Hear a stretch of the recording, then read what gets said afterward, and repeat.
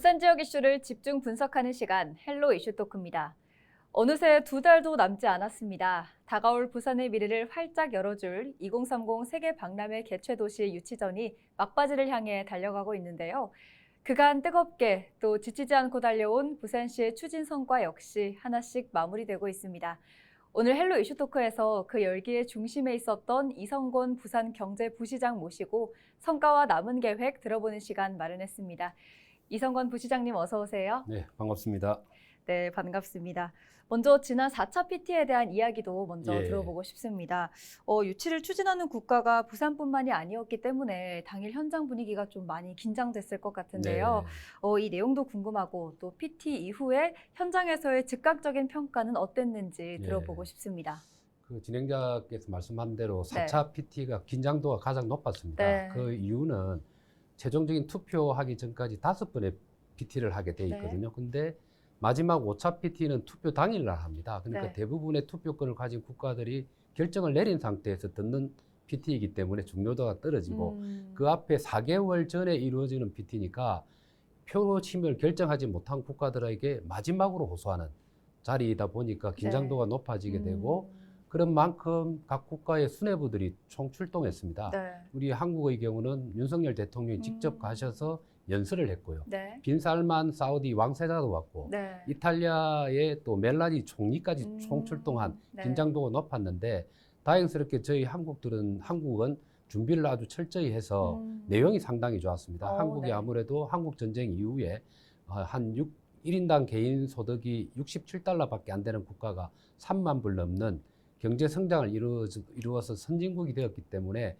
그와 관련된 노하우를 개발도상국에게 전수할 수 있다는 큰 시나리오를 가지고 연설이 이루어졌는데 대통령이 직접 나섰습니다. 네. 그러다 보니까 아무래도 직접 듣는 BI의 대사들이나 그게 실무자들은 한국이 준비가 가장 잘 되었고 또 책임 있는 대통령이 직접 연사로 나섰기 때문에 네. 평가가 가장 좋았다고 말씀을 드릴 수가 있습니다.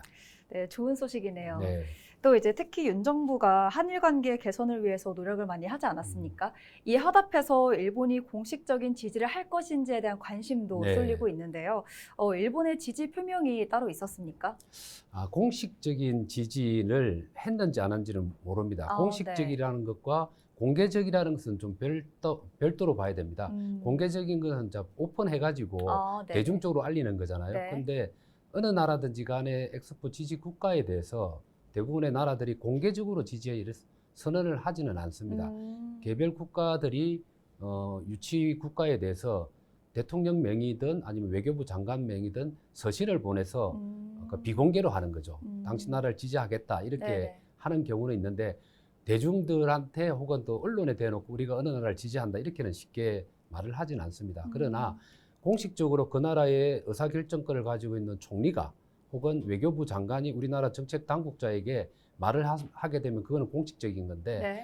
지금 확인은 될 수는 없는데 네. 일본의 언론에서 9월 10일 있었던 뉴델리에서의 G20 회의가 있었거든요. 네. 거기에서 한일 정상회담이 이루어졌는데 그때 기시다 총리가 우리나라 윤석열 대통령에게 부산 지지를 했다라는 일본 언론을 통해서 나왔습니다.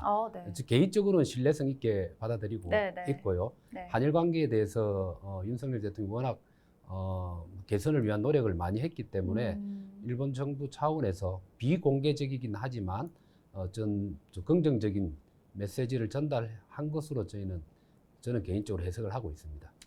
네, 말씀해 주신 대로 얼마 전 한일 정상회담에서 기시다 총리가 긍정적인 신호도 줬고 또 그러면 이번 엑스포 부산 유치가 한일 관계 개선에도 큰 역할을 할 것이라는 전망도 나오고 있습니다. 기대하는 바가 있으십니까? 맞습니다. 일본이 2025년에 오사카 박람회를 엑스포를 유치를 해놓은 상태입니다. 네. 그 유치전이 벌어졌을 때 우리나라의 그때 당시에 이낙연 총리가 공개적으로 일본 지지 선언을 했었거든요. 근데 이번에 공개적이지는 않지만 일본 정부가 우리 한국을 지지를 한 그 결과가 연동이 되어서 만일에 부산으로 엑스포가 2030으로 결정이 나게 되면 2025년과 2030년도 연달아서 한국과 일본에서 개최가 되는 거예요. 그리고 우리 부산의 경우는 오사카와 우호 협력 도시 협정을 체결하고 있는 자매 관계라고 보면 됩니다. 그래서 두 도시가 두 번에 걸쳐서 연달아서 엑스포를 주도하게 되면 한일 간에는 갈등 현안이 많지 않습니까? 네, 역사 그렇죠. 문제, 독도 문제, 야스쿠니 신사 참배 문제라든 여러 네. 가지 있는데 이런 갈등 현안보다는 서로 상호 협력할 수 있는 현안들이 전면에 등장함으로 인해서 네. 양국 관계 개선에 아주 큰 도움이 될 것으로 기대를 하고 있습니다. 네, 알겠습니다. 부산을 포함한 국내에서 국제 행사가 열렸을 때도 교섭 활동을 이어간 걸로 알고 있습니다. 의미 있었던 행사가 있었다면 무엇이었습니까? 예, 그 부산에서 이루어지는 행사들, 그 유치 교섭은 크게 우리가 방문해서 개별 네. 국가별로 방문해가지고 지지 호소하는 방문 전략이 있고, 네. 오히려 그 나라의 의사결정자를 한국으로 불러가지고 부산의 매력을 보여주면서 유치 교섭을 하는, 유치 지지를 호소하는 방문 전략 두 가지가 있는데 두 개 다 병행을 하고 있습니다. 근데 제 기억에 남는 것은 한 두 개 정도가 있습니다. 하나는 네. 뭔가 하면 우리나라가 경제 성장을 하는 과정에 새마을 운동을 통해 가지고 급성장을 했지 않습니까? 네. 다른 나라에서 그런 급성장한 비결을 많이 묻고 있는데 저희 정부 차원에서 ODA라든지 혹은 EDCF 같은 차관 같은 걸 빌려줘 가지고 경제 성장을 유도합니다. 그런 차관과 ODA 자금을 지원받는 국가들을 묶어놓은 새마을 운동 글로벌 협력국 회의라는 게 있습니다. 네. 그걸 부산에 개최했거든요. 그래서 대부분의 개발도상국 국가들은 부산으로 와서 부산의 발전상을 보고 엑스포의 매력을 느낄 수 있는 네. 그런 기회가 됐던 게 하나가 있고, 또 하나는 부산에서 처음으로 기후산업박람회를 개최를 했습니다. 네. 아시다시피 기후 위기로 인해서 인류의 미래가 불안정해지고 있지 않습니까? 네. 그걸 해결하기 위해서 탄소 중립으로 가야 되고, 그러기 위해서는 기후 산업이 필요합니다. 네. 그것을 부산에서 올해 처음으로 개최를 했는데, 이때 대부분의 국가의 장차관이라든지 의사결정자들을 초대해서 부산이 가지고 있는 기후 산업과 관련된 선진적인 부분과 또 기후 위기에 대응하기 위해서 네. 엑스포를 통해서 우리가 뭘 할 수 있는지를 보여줌으로 인해서 상당히 호소력을 가졌던 대목이 제가 기억하고 있는 두 가지의 초청한 사업들이라고 할 수가 있습니다. 네, 사람들이 관심이 많은 현안에 관한 이슈 행사들도 많이 부산에서 열렸었던 거군요. 네. 네, 이제 유치 막판 총력 전에 국내 기업들의 총수들의 이제 활약도 이어지고 있다고 알고 있습니다. 네. 부산시와 국내 기업과의 연대도 돋보이는데요. 이 총수들의 활약에 좀 기대를 걸어봐도 될까요? 맞습니다. 그 투표권을 가지고 있는 국가가 지금 171개국에서 네. 181개국으로 지금 늘어나 있는 상황입니다.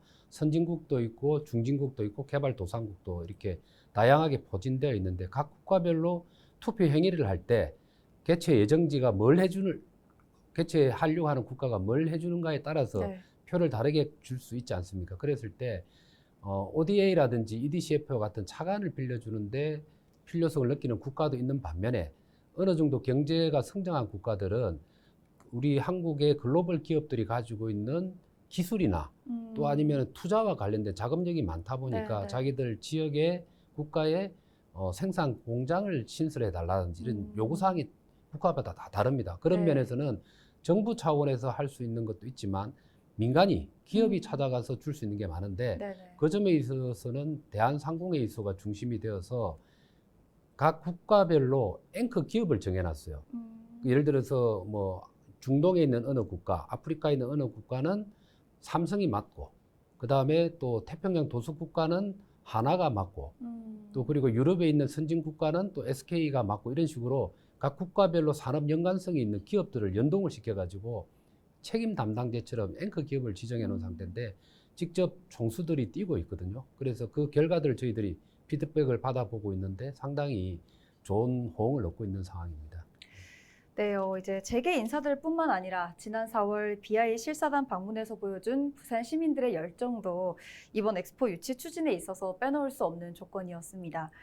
부산 시민 또 국민들의 호응에도 느끼는 바가 있을 것 같은데요. 어떻습니까? 네, 실제 가장 큰 힘이 되고 있습니다. 시민들의 열망이. 네. 왜 그런가 하면 올해 4월 달에 BI 실사단이 와서 67개 항목을 체크를 하는데, 그중에 상당한 비중을 두는 게 시민들의 열망, 국민들이 얼마만큼 엑스포를 열정적으로 원하는지를 봅니다. 그 네. 이유가 있습니다. 뭔가 하면 우리가 세계 글로벌 이벤트 하면 크게 월드컵, 엑스포 그리고 또 올림픽을 얘기하지 않습니까? 네. 월드컵이나 올림픽 때 광중 관객이 없는 경기를 상상할 수 없지 않습니까? 그렇죠. 네. 그와 마찬가지로 엑스포를 하게 되면 적어도 몇 천만 명이 그 엑스포장을 방문을 해줘야 되는데 네네. 거기에 가장 기본이 되는 인구가 그 개최하는 국가 내의 국민들이 일단 와줘서 봐야 되고 네. 해외에서 사람들이 들어와야 되는 겁니다. 그러면 엑스포 열망이 많으면 많을수록 그 국민들이 네. 엑스포장을 자국에서 스스로 가게 되는 거지 않습니까? 네. 그런 측면에 봐서도 엑스포와 관련해서는 국민적 열망을 그 실사단들이 높이 평가를 하는데 아까도 제가 말씀을 드렸습니다만 우리 부산 시민들이 부산역 광장에 5,500명이 모여가지고 실사단을 맞이했어요. 그 실사단이 보고 깜짝 놀랐고 실사 보고서에도 그런 내용들이 아주 긍정적으로 네. 놀랍다, 완벽하다, 그리고 환상적이다라는 표현들이 담겨 있기 네. 때문에 엑스포 유치에 있어서는 가장 큰 힘을 부산 시민 여러분들이 발휘해 주고 있다고 생각을 합니다. 네, 이 자리를 빌어서 부산 시민분들에게 또 감사함을 느끼게 되는 순간인 것 같습니다. 그렇다면 부시장님께서 느끼시기에 지금까지 피부로 느낀 이 유치전의 판세도 궁금한데요. 가능성 어떻게 보십니까?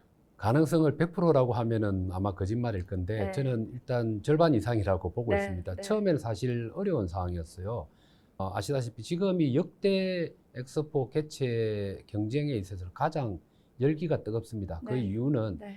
사우디아라비아 때문입니다. 사우디아라비아 국가가 가지고 있는 그 오일머니가 워낙 큰 규모의 네, 돈을 가지고 그렇죠. 있다 보니까 개발도상국들에게 나름대로 재정적인 지원을 네. 통해서 표심을 호소하고 있는 상황이기 때문에 출발은 어려웠습니다. 그리고 사우디아라비아는 우리보다 1년 먼저 시작을 했거든요. 네. 그래서 국가를 선점한 측면이 있었지만 우리가 조금 늦게 뛰어들었지만 중앙정부와 대한상위 부산시가 일심동체 또 시민과 국민들이 일심동체가 돼가지고 뛴 덕분에 지금은 거의 비슷한 상황까지 와 있는 네. 상황이거든요. 네, 그래서 남아있는 한 50일 안 되는 기간이지만 저희 나름대로 부산의 매력들을 더 적극적으로 알려나간다면 긍정적인 결과가 나오지 않을까 생각을 합니다.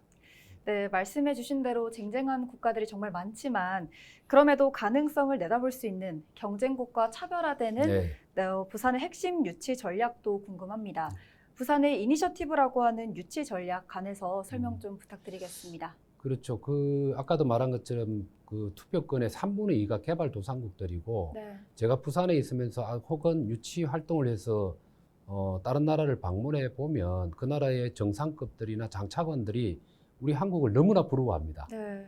아시다시피 한국 전쟁 이후에 아까 말한 것처럼 67달러 정도의 1인당 국민 소득이 네. 70년이 채 지나지 않은 상태에 3만 불이라는 선진국으로 도약이 됐잖아요. 그리고 원조를 받는 나라에서 원조를 주는 나라로 바뀌어 있고 네. 세계 경제 10위권 안으로 지금 들어와 있는 나라가 전 세계 대한민국밖에 없습니다. 그 대한민국 중에서도 부산이 그 경제 성장의 한 축을 담당했다는 것은 이미 알고 있기 때문에 한국으로부터 배우자, 부산으로부터 배우자, 그리고 한국으로부터 부산으로부터 지원을 받자는 얘기들을 네. 많이 합니다. 네. 그런 면에 있어서 우리가 해줄 수 있는 것은 과연 뭐가 있을까? 그 3분의 2의 개발도상국의 경우는 물 문제라든지 식량 문제나 보건이나 복지와 관련된 부분, 에너지와 관련된 부분, 또 기후 위기와 관련 이러한 인류의 미래에 있어서 어려운 점들이 많이 있는 걸 안고 있거든요. 네. 그 문제를 우리가 이미 먼저 경험했기 때문에 네. 네. 우리 정부가 가지고 있는 ODA의 자원이라든지 그리고 기업이 가지고 있는 기술과 산업 역량, 또 부산시의 과거의 또 노하우 이런 것들을 지원해주는 이 내용들이 부산 이니셔티브 안에 담기가 있다 이렇게 이해하시면 되고 이게 상당 부분 어필이 되고 있습니다. 최근에 그 중미에 있는 캐리비안 연안 국가들 장차관을 모시고 제가 한번 이렇게 행사를 가진 적이 있는데 네.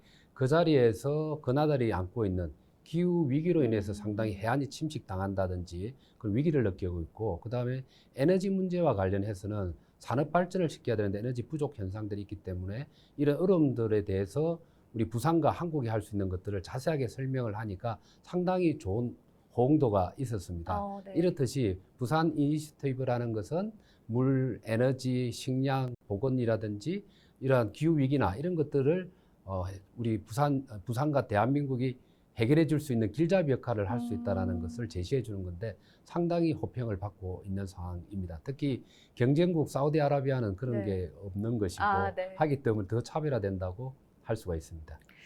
네, 이번 엑스포 개최지인 북항에서도 이제 친환경 엑스포를 선언할 정도로 친환경적인 부분도 많이 강조되고 있습니다. 여기에 대해서는 현재 어느 정도로 완성이 되었는지, 또 엑스포 부산 유치에는 어떤 영향이 있을지 어떻게 보고 계십니까? 과거에 엑스포가 처음 시작되었을 때는 선진국들이 주도하면서 선진국들의 기술과 산업, 문화를 자랑하는 모양새의 엑스포였습니다. 네. 그러나 지금은 추세가 바뀌어가지고 인류의 미래가 다양한 방면으로 위협을 받고 있잖아요. 네. 근데 선진국은 일정도 잘 살게 되었으니까 문제가 없지만 개발도상국은 이제 따라와야 되는데 네. 이중적으로 어려움을 겪고 있는 겁니다. 그래서 엑스포의 방향이 인류의 미래에 도움되는 내용으로 가게 되어 있는 거. 그 중에 우리 부산의 경우는 첫 번째 안건이 첫 번째 부제가 뭔가 하면은 기후 위기에 대한 대응입니다. 그래서 자연과 조화로운 삶이 가능한 인류를 만들겠다라는 내용인데 그 부분과 관련해서 친환경적인 부분들을 강조를 하고 있습니다. 그래서 첫 번째는 엑스포 개최 사이트에 들어가는 그때는 이제 국가관이라든지 각종 테마관이 들어서지 않습니까? 모든 것을 친환경적인 소재를 통해서 친환경적으로 운영을 하겠다라는 내용이 이미 담겨가 있고요. 그다음 두 번째로는 엑스포 사이트로 접근하는 과정에 있어서도 탄소 배출하지 않는 방향으로 저희들이 교통 설계를 하고 있습니다. 네. 2029년이 되면 가덕도 신공항이 완공이 되잖아요. 개항이 되면 여기서부터 북한까지 오는 방식을 기존에는 철도나 아니면은 버스라든지 이렇게 타고 가야 되지 않습니까? 성용차로. 그게 아니고 BUTX라고 해서 도심 고속 철도를 네. 가덕도 신공항에서 북항으로, 북항에서 해운대, 해운대에서 기장까지 가는 노선을 지금 계획하고 네. 실행 단계에 들어가고 있는데 이때 사용되는 에너지가 수소 에너지로 가는 전철을 지금 계획을 하고 있는 상황입니다. 친환경이 되는 거고요. 그 다음에 기후 위기로 인해서 해수면이 상승이 되지 않습니까? 그로 인해 가지고 기후 난민이라는 표현이 있는 것처럼 태평양 도수 국가는 영토가 사라지고 있습니다. 네. 그 난민들이 발생을 해서 이주 계획을 세우고 있는 단계인데 엑스포 사이트가 있는 북한 앞바다에 해상 스마트 시티를 저희들이 지금 유엔 해비타트라는 유엔 산하의 국제 기구와 함께 만들고 있는 과정에 들어가 있거든요. 그래서 이런 것들을 종합적으로 보면 친환경적인 형태로 미래에 인류에게 도움되는 내용으로 준비가 되고 있다라고 설명을 드릴 수 있습니다. 네, 아무래도 환경 부문이 인류의 미래와도 직결되다 보니 더 중점적으로 준비를 하고 계신 것 같습니다. 네, 얼마 남지 않은 엑스포 개최지 결정까지 부산시는 이렇게 막판 유치 홍보 전략을 짜놓고 있는 겁니까? 네, 그렇죠. 방금 얘기한 그런 내용들을 주 홍보 소재로 삼고 있는 거고요. 그리고 네. 그것을 투표권을 가지고 있는 국가들에게 좀 더 전달하기 위해서 다양한 방법을 사용하고 있는데 프랑스 파리에 아시다시피 국제박람회 기구 본부가 있다 보니까 투표권을 행사할 대사들이 거기에 주재하고 있습니다. 네. 그분들을 대상으로 한 다양한 형태의 홍보 부스에 대한 운영부터 시작해서 프랑스 언론에 대한 또 부산 엑스포에 대한 홍보도 하고 있고 CNN이라든지 글로벌한 그런 언론 매체들이 많지 않습니까? 네. 국내 홍보에서 그런 해외 언론 매체의 엑스포 홍보를 지금은 적극적으로 전달하고 있는 상황이다. 이렇게 이해를 하시면 될 것 같아요. 네, 부시장님, 만약에 개최지 선정이 부산으로 이제 확정이 났다. 이런 꿈에 그린 순간이 온다면 가장 먼저 어떤 생각이 드실 것 같은지, 또 어떤 말을 가장 먼저 하시고 싶으신지 궁금합니다. 저는 뭐 어떤 생각과 말보다는 그냥 네. 부산역 광장으로 뛰어가서 부산 네. 시민들을 대상으로 네. 큰절을 하고 싶어요. 네. 2014년에 그 100만 명 넘는 서명운동을 벌였고 네. 부산역 광장에 5,500명이 모여서 BI 실사단에게 큰 어필을 했기 때문에 이런 결과가 나왔다고 생각을 하고 광장에 가서 저는 큰절을 시민들에게 네. 하고 싶습니다. 그런 날이 꼭 오기를 네. 기대해보면서 오늘 마무리하겠습니다. 네. 오늘 말씀 여기까지 듣겠습니다. 고맙습니다. 네, 감사합니다. 네, 부산은 오는 11월 28일 프랑스 파리에서 열리는 BI 총회에서 사우디아라비아 리야드, 이탈리아 로마와의 뜨거웠던 유치 경쟁을 마무리하는데요. 모쪼록 11월 28일 파리에서 부산이라는 이름이 연호되기를 간절히 기대하겠습니다. 오늘 헬로 이슈 토크는 여기서 마칩니다. 오늘 방송은 헬로티비 뉴스 공식 홈페이지에서 다시 보실 수 있습니다. 시청해주신 여러분 고맙습니다.